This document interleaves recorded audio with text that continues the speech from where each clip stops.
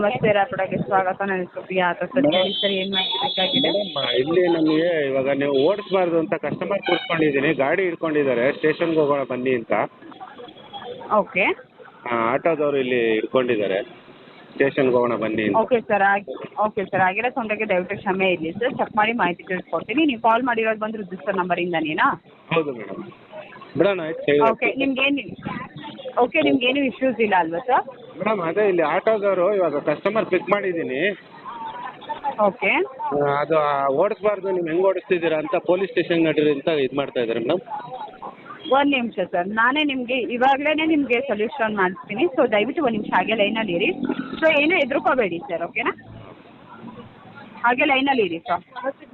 नहीं I am calling customer please.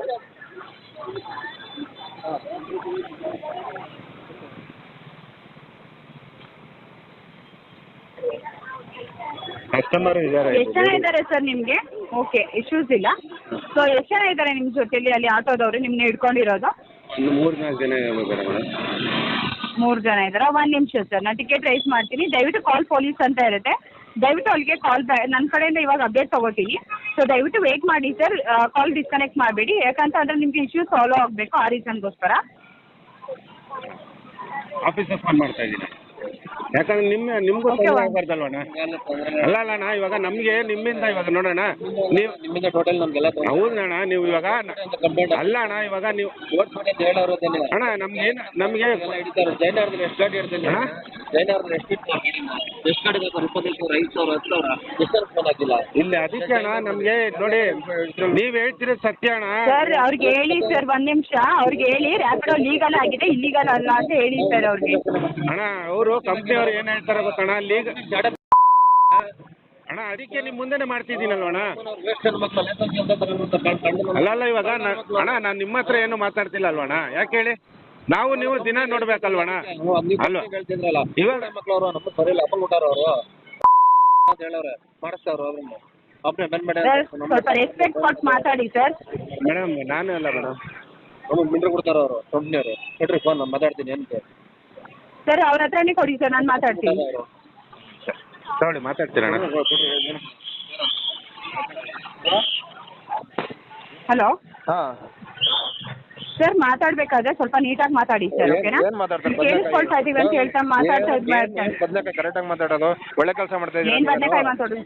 ನಾವು ಒಳ್ಳೆ ಕೆಲಸನೇ ಮಾತಾಡ್ತಾ ಇದೀವಿ ಸರ್, ಒಳ್ಳೆ ಕೆಲಸನೇ ಮಾಡ್ತಾ ಇದೀವಿ. ಲೀಗಲ್ ಆಗಿದೆ. ಎಲ್ಲಿ ಆಗಿದೆ ಸೋಕ್ರು? ಎಲ್ಲಾಗಿದೆ? ಲೀಗಲ್ ಆಗೇ ಇದೆ ಸರ್, ಲೀಗಲ್ ಆಗೇ ಇದೆ ಅದು. ಯಾರು ಲೀಗಲ್ ಆಗಿದೆ ಅಂತ ಹೇಳಿ ಹೇಳ್ತಿರೋದು? ಕೊಟ್ಟಾಗ ಏನ್ ತಿಂತೀರಾ ಬೆಳಿಗ್ಗೆ? ಲೀಗಲ್ ಆಗೇ ಇದೆ. ನೀವು ಅನ್ನ ತಿಂತೀರಾ ಸರ್? ನೀವು ಅನ್ನ ತಿಂತೀರಾ ತಾನೇ?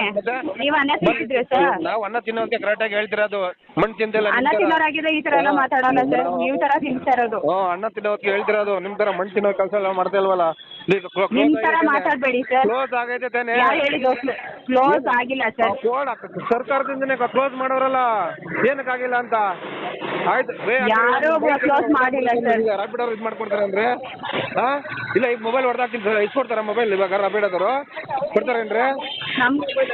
ಮತ್ತೆ ನೀವು ರಾಪಿಡ್ ಓಡಿಸ್ತಾ ಇದ್ರಲ್ಲಿ ಇಷ್ಟೊಂದು ಮಾತಾಡ್ತಾಳಲ್ಲ, ರೂಲ್ಸ್ ಅಂಡ್ ರೆಗ್ಯುಲೇಷನ್ ಅಂತ. ಅಲ್ಲ ರಿಕ್ವೆಸ್ಟ್ ಅಂತೆಲ್ಲ ಹೇಳ್ತಾರೆ. ಅದು ನೋಡಿ ಇವಳೆಲ್ಲ ಹೆಂಗ್ ಮಾತಾಡ್ತಾಳೆ ಮತ್ತೆ ಹಂಗಂತ ರಾಜರಾಶ್ವ ಓಡಿಸ್ಬೋದಲ್ಲ ಹಂಗಂತ. ಕಳ್ಳ ಕಂಡು ಮಿಂಡ್ರು ಕೊಡ್ತಾರೆ, ಯಾಕೆ ಕೊಡ್ತಾರೆ ಇವರು? ಸರ್ ನೆಟ್ಟಗೆ ಮಾತಾಡಿ ಸರ್, ನಾವು ಮಾತಾಡ್ತಾ ಇದ್ದೀವಿ ಕರೆಕ್ಟಾಗಿ ಮಾತಾಡ್ತಾ ಇದೀವಿ ಅಂತ ಹೇಳ್ತಾ ಇದ್ರೆ ನನ್ನ ಕಡೆಯಿಂದ ಕರೆಕ್ಟಾಗಿ ಮಾತಾಡಿ ಸರ್. ಸೀಜ್ ಮಾಡ್ತೀವಿ, ಬಂದು ಇಲ್ಲಿಂದ ರಾಪಿಡ್ ಇಂದ ಬಡಿಸ್ಕೊಂಡು